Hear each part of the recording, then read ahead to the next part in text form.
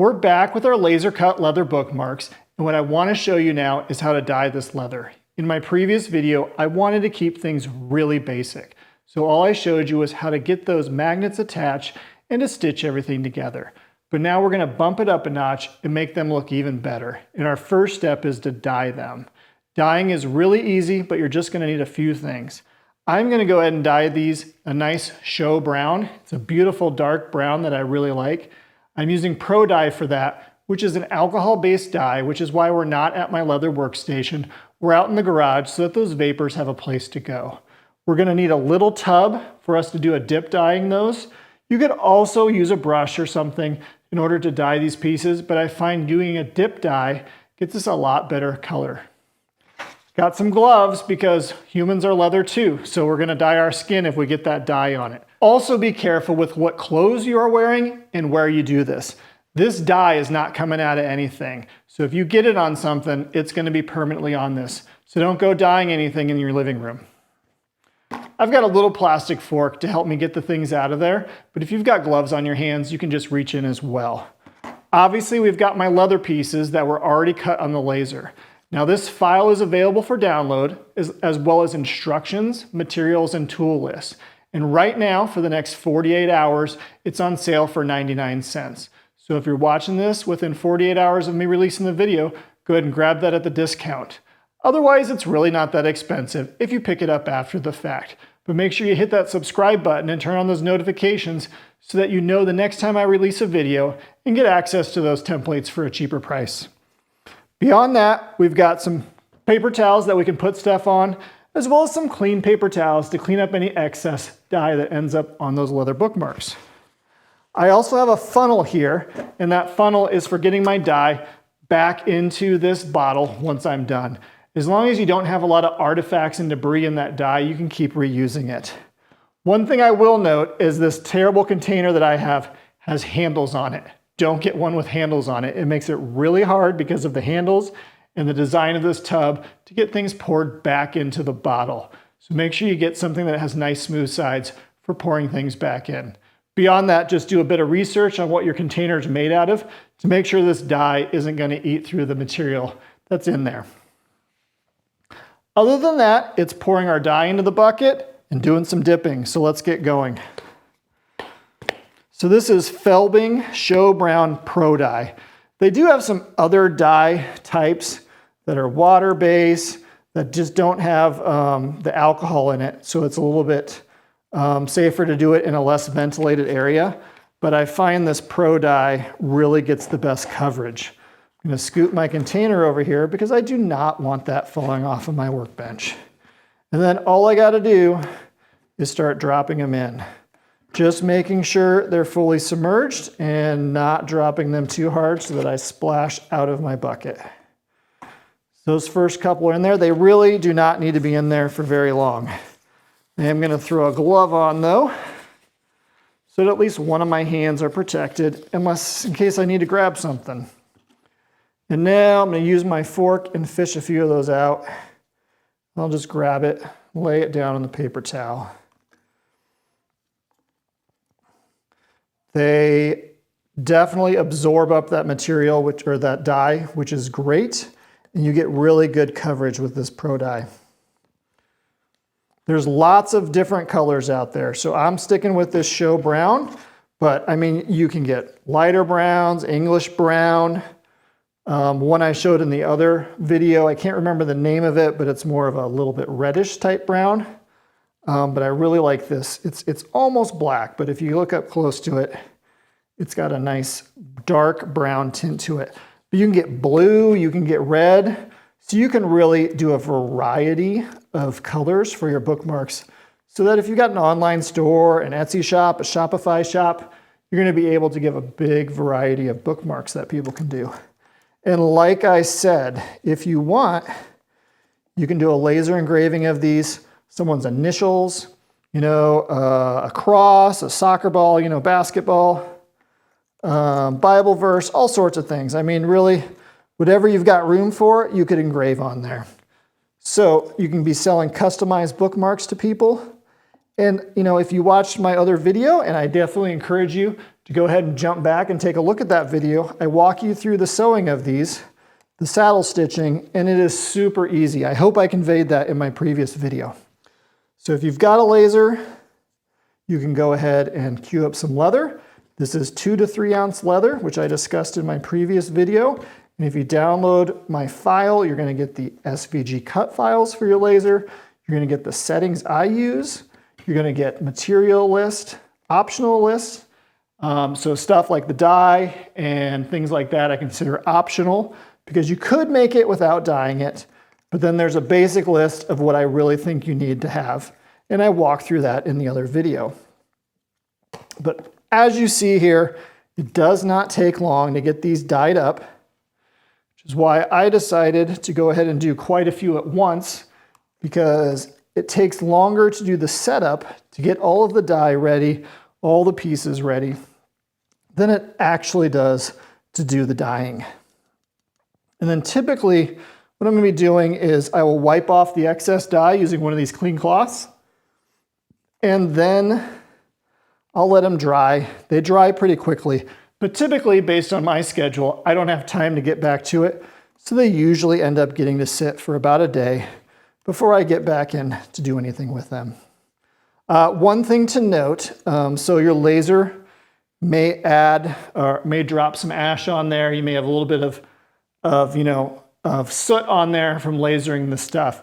If you keep lowering your settings, that tends to disappear more. But if you get too low, it's not going to cut through it. But this is veg tan leather, and you can just use a damp cloth and wipe that soot up. Veg tan leather it's okay to get it wet. They actually will wet veg tan leather to shape it around a mold and then let it dry, and it holds that shape. So it's not a big deal to get it wet. It's perfectly normal. So just take a damp cloth and get that soot wiped off, let it dry, and then you're able to dye them. I got to check through my dye here now and make sure I got everything, which it looks like I did. So we're done with that piece, but what I want to come back here and do is grab the first pieces I started with and just make sure any of the puddles of dye that is still on the leather gets cleaned up. It tends to evaporate extremely quickly because it tends to evaporate, I should say, extremely quickly because it's alcohol based.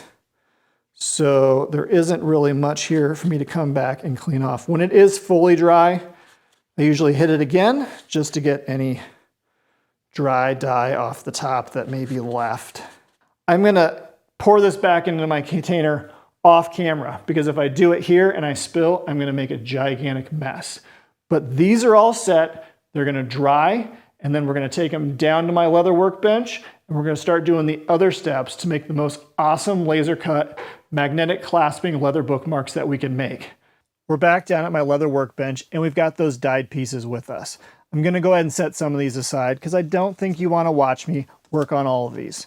We're going to keep 2 of the covers and 1 of the main bodies. And if you recall, the way this bookmark works is we're going to put 2 opposing magnets on the main body. I have 1 there for reference, and then those are going to get covered up. Now in that original video, I showed you how to just stitch up the laser cut pieces with self-adhesive magnets. You could totally take these dyed pieces, go back to that video, rewatch the stitching, and move on and have a beautiful bookmark that looks better than the first video because it's dyed. But I want to show you a few more things so that we can make these look even better. The next 2 steps I'm going to do have everything to do about removing material from these.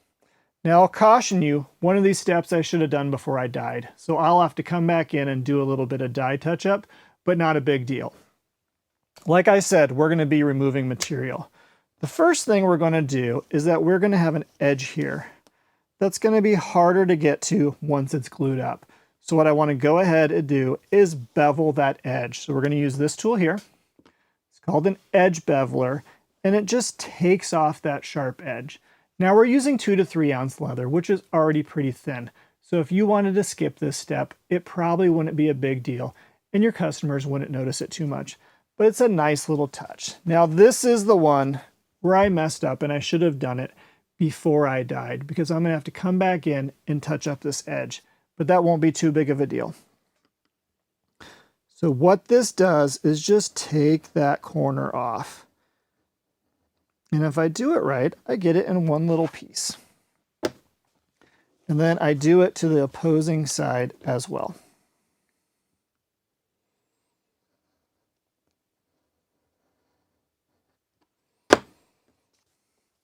That just makes it a nice soft touch so that you're not hitting that 90-degree edge. But we do have some dye there that needs to be reapplied. That edge is just a little bit lighter than the rest of the piece, telling us some of that dye is soaked back in far enough, but it hasn't gotten as strong as it is on the surface. So we'll come back in and we'll touch that up in a little bit. With those two pieces complete, the other thing we need to do to all three of our pieces is to remove some of this inner material. The magnets, when they're trying to get to each other, are going to have to go through this whole piece of leather. And if we can get that center part as thin as possible, that means our magnets are going to be stronger. If you built the original bookmark that wasn't dyed and just used the base leather, you're going to notice that that magnetic power isn't quite as good as you would want it to be. Now you do have the option of bumping up to a thicker magnet, but with a thicker magnet means your bookmark gets thicker. So what we're going to do is remove some material here so that our bookmarks stay a little bit thinner and are more desirable. I have two tools that I can do that with. I have this skiving knife, which has a sharp inner blade that allows me to come down the middle and just shave away some material. I also have this French edger, which allows me to do something very similar, except for I go straight away from me and kind of gouge out the material. Gouge sounds like a sharp word. Scrape out the material to get down. We don't want to create a hole, but we just want to get rid of that surface material to give us more room on either side for our magnets.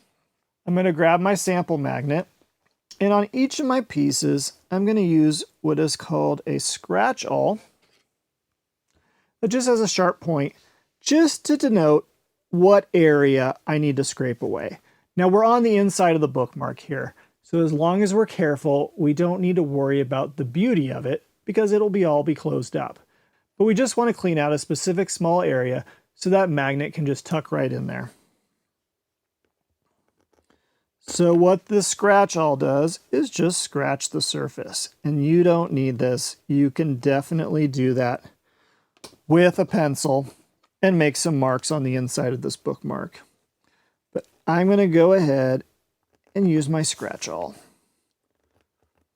So we've got the two cover pieces marked, and now I just need to do the main body. Now you want to make sure you're using the stitch holes to position your magnet so that you're carving out an area for the magnet that's approximately the same spot on each piece. That way the magnets will line up when they fold together, as well as the magnet pockets you're cutting will line up when you attach the two pieces of either side of the leather together. This doesn't need to be extremely precise, as long as you don't cut out into the holes and start hurting the integrity of your bookmark stitch. I'm going to set that magnet aside, and the first thing I'm going to do is my skiving knife here, which allows me to come down from the middle and take a big chunk.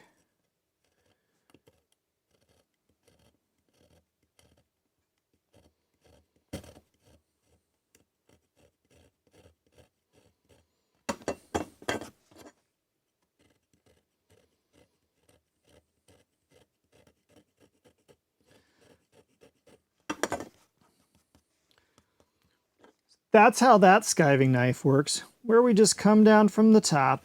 Though since mine is a lot wider than the piece, I definitely have to be careful so that I stay in the center and don't go too far towards my stitch holes. We also have the French beveler here, which is another option. You can get these in a variety of widths, and it lets me come in and take some narrower straight paths.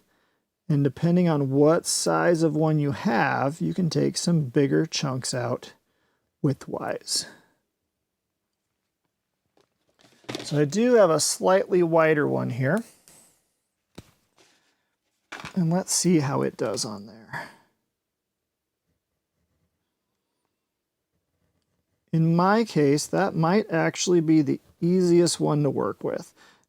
So I think we'll stick with that. Now we're going to want to make sure we rotate, come in from the other side to get both angles cleaned up. And we have to watch out for any ridges that we leave in there where our tool overlaps.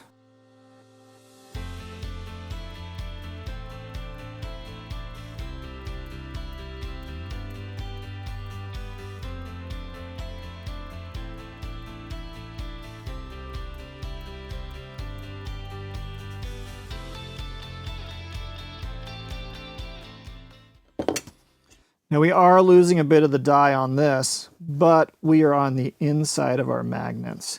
What we do need to be careful of is this spot here stays exposed. So we don't want to accidentally scrape out into that. But we've got a lot of leeway of where we can remove material without making it visible for the end product. So I'm going to go ahead and switch to my two cover pieces. Find my lines that I put in with my scratch awl and remove some of that material.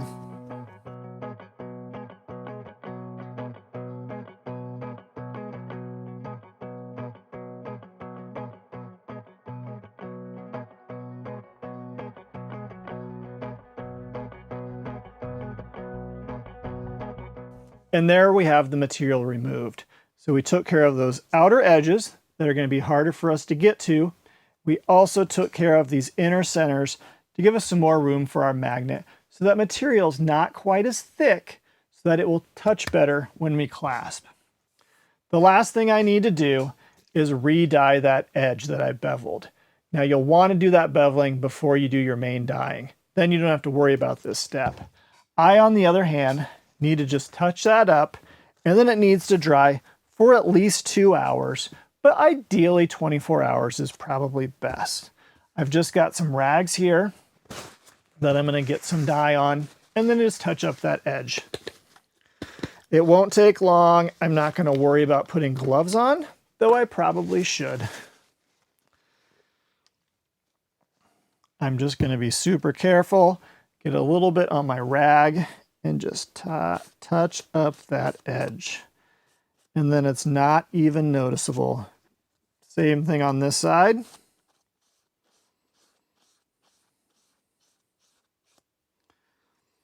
And we're good to go there. And that's where we're going to stop for now. Those are great pieces as is, and we could take them. You could refer back to my other video where I saddle stitch the pieces together. Do that to these nice dyed pieces, and you would have a wonderful bookmark. But I'm going to do a few more steps that are going to make it look even better. But for now, I've got to let these dry for a couple hours, and once that's done, you can check out those next steps right here. Until then, happy making.